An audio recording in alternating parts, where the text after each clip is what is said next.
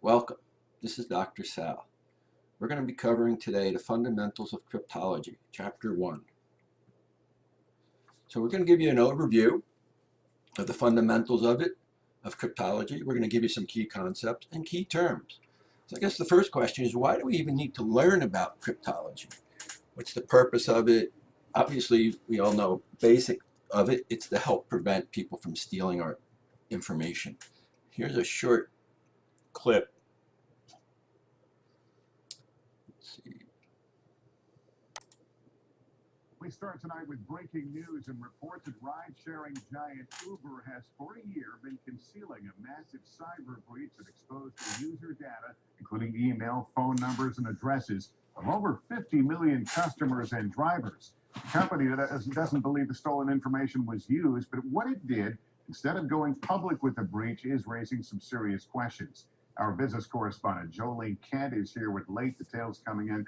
Jolene, that's a lot of customers. What do we know? It is indeed, and this is a major bombshell. Not only was Uber targeted in that massive hack, the company then concealed it for more than a year. Here's what we know. Hackers stole critical personal data of 57 million Uber users. That includes riders and 600,000 drivers. Personal information of passengers, including names, emails, and phone numbers, were accessed. And for those drivers, their driver's license numbers were stolen too. Uber says no social security numbers were taken and no information about trips. But instead of reporting it to regulators last October, as Uber now says is required by law, they paid $100,000 ransom to two hackers behind it to keep it quiet. Now, Uber's now notified federal authorities and fired the chief security officer. And it's just the latest hack of your information, Lester, from major companies, including 145 million people's data from Equifax, 3 billion Yahoo accounts. Officials from those companies were grilled by Congress earlier this month. Continuing to make us feel vulnerable with our information. What is Uber saying about this attack? Yeah, the Uber CEO is basically saying that they are taking full responsibility for this tonight, and it should have never happened in the first place. They promised to change the way they do business, but a lot of big questions remain tonight. All right, Jolene Kent. Jolene, thank you. Hey, NBC News fans, thanks for checking out our YouTube channel. So this is why encryption is such an important part. All that data, if it was encrypted on their hard drives or databases, they wouldn't have any use for that information. So that's the importance of why we want to have stuff encrypted and make sure that no one can get to it. So the purpose of encryption. The process that converts unencrypted information to protect the state, making it difficult to understand. Basically just making it so no one can read it. Protection information, we want to make sure it's confidential, secret. Integrity allows us for detection of changes in information. Also provides services, authentication and non-repudiation. And this allows us to keep everything what's going on. Some basic myths about cryptology. First, it's unbreakable.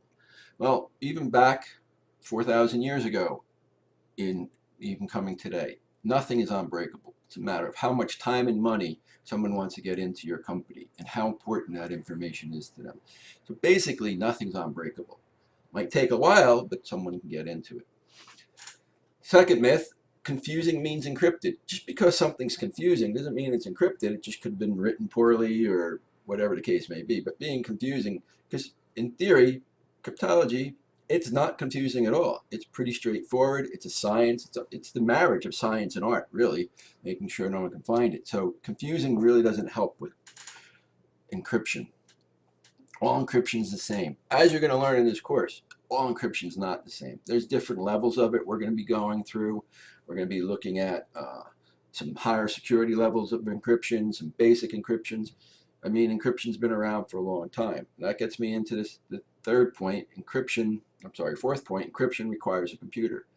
Encryption's been around since the Egyptians, the Romans, so you don't need a computer to encrypt. It's just a matter of knowing the keys, knowing what to do. So encryption's been around for a very long time, and we're going to get into the history of encryption in Chapter 2, so I'm not going to... Encryption is hard. Well, not really hard. The algorithms that are used to do the encryption, yes, that can be difficult, but it's programming. But encryption, for the most part, as long as you know the key, it's not all that hard. And the last myth is encryption or cryptology, the new technology eliminates for encryption. Well, that's really the opposite. As new technology is when we're online, it's more important to have the encryption for us.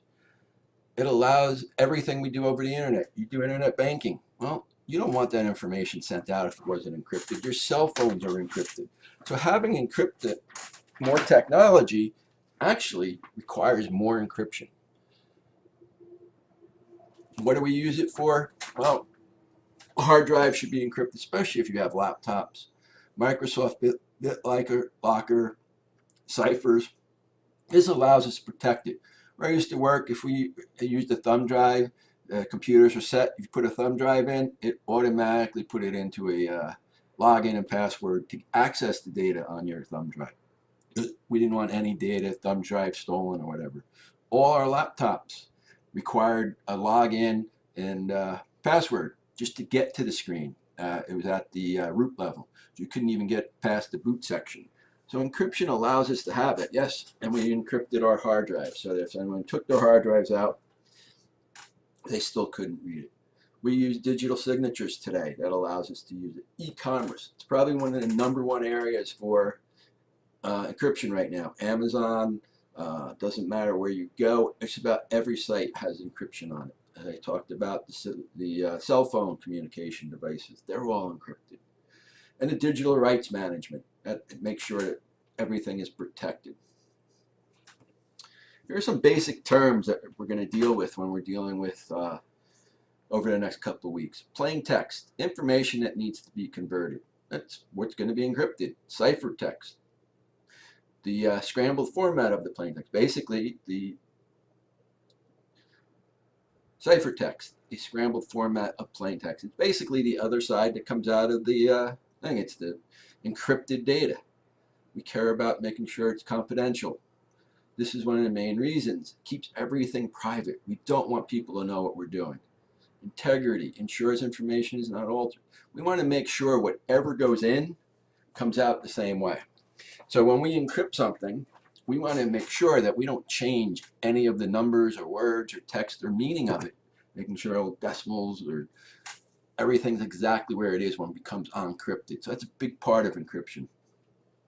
Part of it, verifying the data, software to person. A non-repudiation.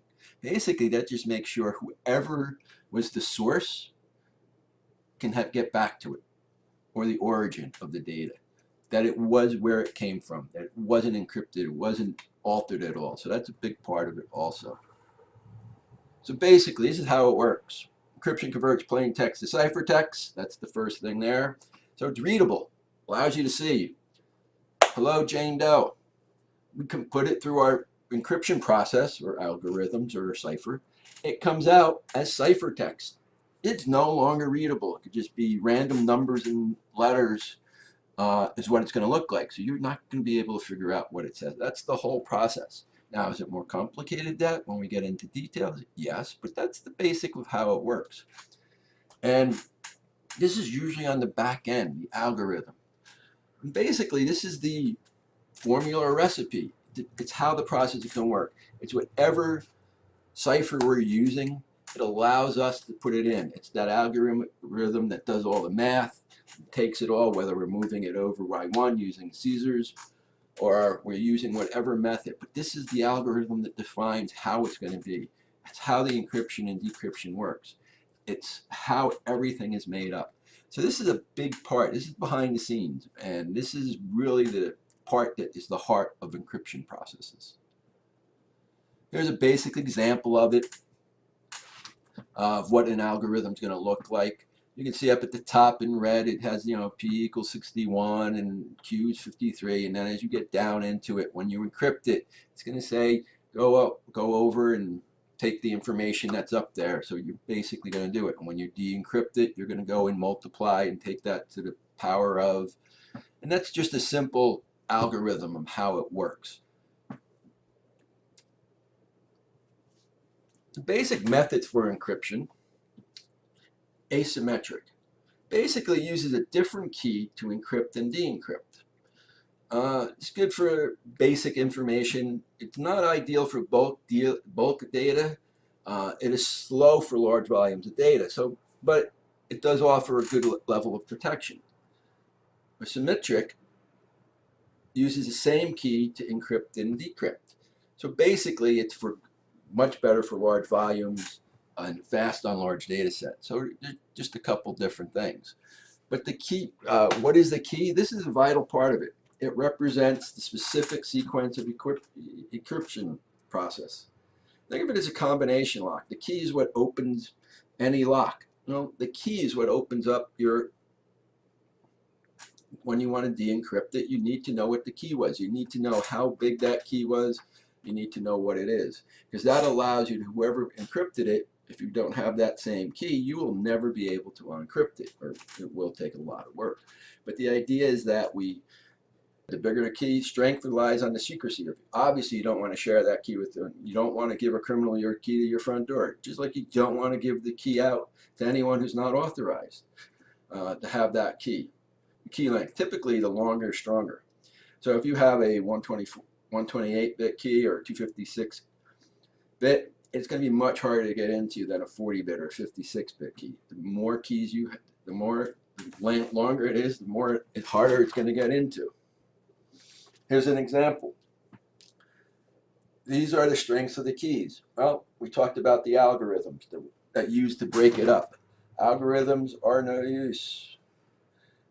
Offer some privacy. 64, as you start going up into the 128 and 256, becomes very difficult to break. And that's where a lot of today's technology is. And here's an example. This is how we determine how long it's going to take to get to break something for cryptology. So an individual, corporation, or government. Obviously, the individual has the least amount of resources. Corporation has a good amount. And obviously, the government has a lot of resources. And as you can see on the 40-bit, if you have a 40-bit or 5 characters, it's only going to take an individual who knows what they're doing 1.4 minutes to get in, a corporation with their resources 2 seconds, and the government 0.2 seconds. Where if you look at the 112 all the way to the other side of the scale, what does that show you? That's a 16-character key. Well, 10 times 20 years, 10 times 19 years. So you can see by going up to that 128-bit, it gets a lot more difficult for everyone to break into it. So it's important to have that type of security to prevent it. And we have Kirchhoff's principle, the secrecy of the key versus the algorithm. Making sure the key is safe is important because the algorithm can be made public. You can let everyone know what's going on, and that's what happens with a lot of stuff on the internet. We use generic algorithms that use it, but knowing that key is what keeps the algorithm and the encryption process safe. And you can make your algorithm safe, but if you don't know the starting point or the ending point, your data would be safe. So it's important that we use key is kept secret in that application. Where hashing provides a strong and reliable way of validating the message. Message digest function, so basically what it does is it takes your hashing and it gives us a summary of what it's going to look like. It takes that data and gives a summary. So in traditional cryptology, if we just use the shifting of a letter by 1 or 2 places, you can decode it. With the hashing, it gives us a summary of that data. And it makes it much more difficult to unencode it because there's no patterns or anything to allow that. So hashing gives us that information. This is a TED Talk on basic randomness on how everything is going to work. And this just provides some basic information. I am a geek, and I want to talk to you about a geeky subject that applies to all of us, but a subject that is such a passion of mine. I want to talk to you about cryptography, hiding information in secret codes to make sure that anyone but the intended recipient can't access it. Now, it surprises me that so few people know about cryptography when you consider that it's been made sexy by every spy novel that any of you have ever read and every movie. When you consider that it has turned the tides of war, such as the Enigma machine in World War II. And when you consider that it underpins all of our modern infrastructure, every time you make a payment online, every time you post something embarrassing on Facebook that you wish you hadn't. But encryption can be used for bad as well as for good. Take this computer virus. Here is a file I created, could just as easily be pictures of a firstborn child or something like that. And here is a nasty email from a cybercriminal. Now I stupidly run the attachment, which then puts up a message saying, my files have been encrypted with the RSA 1024 algorithm. If I look at my data now, we can see all of my documents are encrypted and I can no longer access them. They're literally holding my data to ransom on my own computer. How terrifying is that? Now, encryption isn't new. Roman generals used the Caesar cipher to send information to each other. A very simple cipher where if the key was 2, you would change A to C and the like. But it was very easy to break that cipher. You could enumerate all of the different possibilities and quickly figure out the answer. So modern computers have to be much, much smarter. The problem is, surely, if something between A and B is done by a computer can undo it as well. You need something that is easy in one direction and hard in another. And here comes the elegant mathematical trick that powers the modern world. If you take two prime numbers, 19 and 31, and you multiply them together, most of you could do this quite easily. Some of you might need more time or a calculator, but nonetheless, you could do it fast. However, if I gave you the number 589 and asked you to find the two prime numbers that constituted together, that multiplied to give this, you'd find it really hard. And so does a computer. It's like unmixing paint. This can take seconds in one direction and years in another. Now imagine that number is absolutely huge, just like in encryption. For the parties A and B that know the secret, this takes mere seconds, but for the attacker it takes forever. You now understand cryptography, or at least the basis of it that keeps most of our computers safe today. But unfortunately, computers are getting more powerful. So there's lots of research going on into new areas like quantum key distribution, using light to send information from A to B, using a wonderful law of quantum mechanics that says, if you look at the photons of light between A and B, the photons being the pasta here, made a lot of mess in my kitchen, then if you look at them when they arrange at the other end, they'll be fundamentally different. It's a system that is designed by nature to be proof from tampering. Now, there's another important concept to encryption that we have to consider, the art of being random. Now, it sounds easy, but being random is actually really hard. If you say to a computer, be random, it has a program to do that, which is quite logical and not very random. So we have to look at other ways to get that stuff. So I went out on a little mission to build some of these devices, and I'm going to share one of them with you now. I took a smoke alarm, and a smoke alarm contains a lovely little radioactive source, and nature provides these wonderfully random radioactive emissions. So I took this, and using an incredibly expensive high-tech containment device, I connected it to my computer with a Geiger counter and collected data from this wonderful source. And the net result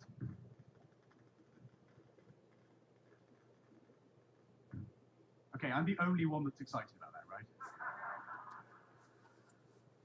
To a cryptographer, that is brilliant. It's pure randomness, okay?